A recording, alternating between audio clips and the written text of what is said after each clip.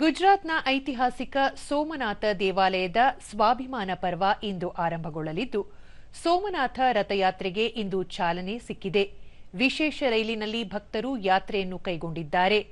ಹರ್ ಹರ್ ಮಹಾದೇವ್ ಘೋಷಣೆಯೊಂದಿಗೆ ಈ ಯಾತ್ರೆಗೆ ಚಾಲನೆ ನೀಡಲಾಗಿದೆ. ಸೋಮನಾಥ ದೇವಾಲಯದ ಸ್ವಾಭಿಮಾನ ಪರ್ವ ಇದೇ 11ರವರೆಗೆ ಮುಂದುವರಿಯಲಿದ್ದು, ಸತತ 72 ಗಂಟೆಗಳವರೆಗೆ ಓಂಕಾರ ಜಪ ನಡೆಯಲಿದೆ.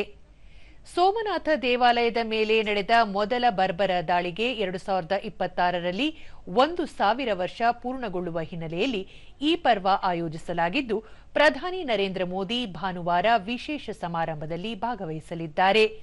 ಈ ವರ್ಷ ದೇವಾಲಯದ ಪುನರ್ ನಿರ್ಮಾಣದ 75ನೇ ವರ್ಷಾಚರಣೆ ಸಹ ನಡೆಯಲಿದ್ದು, ವರ್ಷ ಪೂರ್ತಿ ವೈವಿಧ್ಯಮಯ ಸಾಂಸ್ಕೃತಿಕ, ಸಾಮಾಜಿಕ ಮತ್ತು ಆಧ್ಯಾತ್ಮಿಕ ಕಾರ್ಯಕ್ರಮಗಳನ್ನು ಆಯೋಜಿಸಲಾಗಿದೆ. ಸೋಮನಾಥ ದೇವಾಲಯದ ಮೇಲೆ ಪದೇ ಪದೇ ದಾಳಿ ಮತ್ತು ವಿಧ್ವಂಸಕ ಕೃತ್ಯಗಳು ನಡೆದರೂ ಮತ್ತೆ ಮತ್ತೆ ದೇವಾಲಯವನ್ನು ಪುನರ್ ನಿರ್ಮಿಸಲಾಗಿದೆ. ಸೋಮನಾಥ ದೇವಾಲಯ ಭಾರತದ ಹೆಮ್ಮೆಯಾಗಿದ್ದು, ನಿರಂತರ ಭಕ್ತಿ ಹಾಗೂ ತ್ಯಾಗದ आते कि हम जाएं और देखें कि टूरिज्म के साथ फॉरेस्ट टूरिज्म, कोस्टल टूरिज्म, इन सभी को मिला दिया जाए तो एक पूरा पैकेज है जो